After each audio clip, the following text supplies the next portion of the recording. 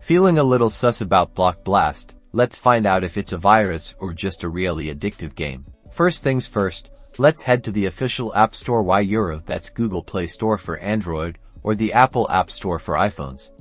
This is the safest place to start our investigation. Now, search for Block Blast. Make sure you're looking at the real deal €. Check the developer's name and compare it to what you see online, just in case there are copycats. Scroll down in the app listing until you find the About This Game section, or About This App on Apple. This is where the developer usually includes information about the game and any required permissions. Carefully review the permissions the game requests. Does it need access to your camera, contacts, or microphone?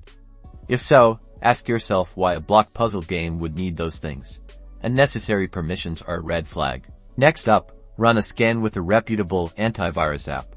These apps are designed to detect malicious software and can give you peace of mind.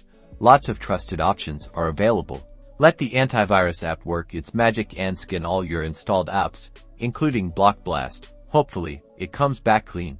If everything checks out €, the permissions seem reasonable and the antivirus scan is clean €, you're likely in the clear. Block Blast is probably just a game, but remember to stay vigilant and always double check if something feels off.